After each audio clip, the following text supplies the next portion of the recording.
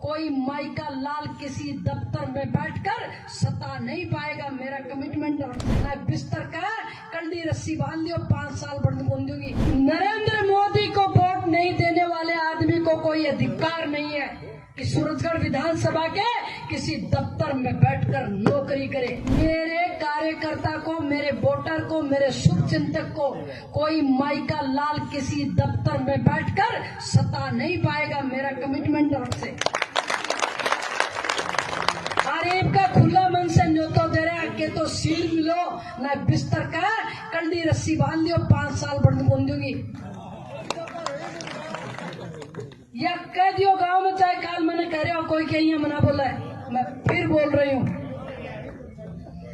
नरेंद्र मोदी को वोट नहीं देने वाले आदमी को कोई अधिकार नहीं है कि सूरजगढ़ विधानसभा के किसी दफ्तर में बैठकर नौकरी करे। अगर नरेंद्र मोदी को वोट नहीं किया तो आप सरकारी नौकरी नहीं कर सकते। ये बात हम नहीं कह रहे, ये बात भाजपा की पूर्व सांसद ने ये बात कही है। पूर्व सांसद संतोष अहलावत ने झुंझुनू के सूरजगढ़ के अंदर चुनावी सभा के दरमियान ये बात कही। दरअसल सूरजगढ़ विधानसभा क्षेत्र है और झुंझुनू जिले से लोकसभा के प्रत्याशी बने भारतीय जनता पार्टी की ओर से शुभकरण चौधरी। अब शुभकरण चौधरी के लिए वोट मांगने के लिए जो संतोष अहलावत हैं वो वहां पर सभा में गई थी और वहां पर जनता से वोट मांग रही थी। तभी संतोष अहलावत ने कहा कि जो मेरे शुभ चिंतक हैं, जो मेरे वोटर हैं, उनको कोई माई का लाल परेशान नहीं कर सकता है। किसी सरकारी कर्मचारी की इतनी औकात नहीं कि वो किसी दफ्तर में मेरे शुभचिंतक को, मेरे वोटर को, मेरे लोगों को परेशान कर दे।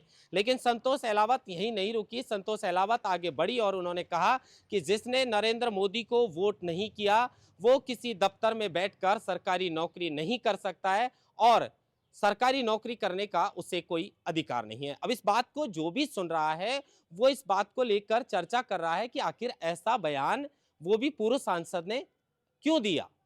दरअसल पूरा मामला हमने आपको बताया कि चुनावी सभा के दरमियान ये बात जो है वो मंच से पूर्व सांसद के द्वारा कही है। वो मौजूदा जो प्रत्याशी हैं उनके लिए वोट मांगने के लिए जो झुंझुनू लोकसभा क्षेत्र है उसकी सूरजगढ़ विधानसभा क्षेत्र में वोट मांगने के लिए गई थी। लेकिन वोट मांगते समय, जनता से अपील करते समय उन्होंने ये बड़ी बात कह दी और ये बड़ी बात है जो पूरे राजस्थान में चर्चा का विषय बना हुआ है कि भाई अगर वोट नहीं करेंगे तो हमें क्या नौकरी करने का अधिकार नहीं है।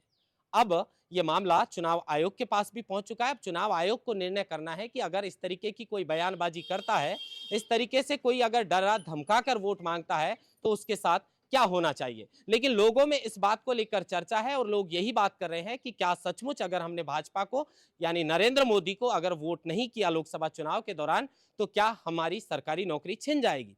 क्योंकि पूर्व सांसद ने जिस तरीके का बयान दिया है उससे तो यही लग रहा है कि पूर्व सांसद उस आदमी को तो बिल्कुल भी नौकरी नहीं करने देंगी जिसने भाजपा को वोट नहीं किया। क्योंकि वो मंच से धार धार कर बोल रही थी कि अगर नरेंद्र मोदी को आप वोट नहीं करते हैं तो आपको सरकारी नौकरी करने का कोई अधिकार नहीं है। अब चुनाव आयोग को यह पूरा मामला देखना है, लेकिन राजस्थान में इस बयान के बाद हर ओर इस बात की चर्चा हो रही है कि आखिर एक पूर्व सांसद ने ऐसा बयान क्यों दिया और इस बयान के बाद चुनाव आयोग ने क्या एक्शन लिया और भारतीय जनता पार्टी के किसी भी नेता ने इस पर सफाई देने से बचते रहे। लेकिन बड़ी बात है कि किसी मंच से इस तरीके से डरा धमका कर पूर्व सांसद मौजूदा प्रत्याशी के लिए वोट मांग रही है।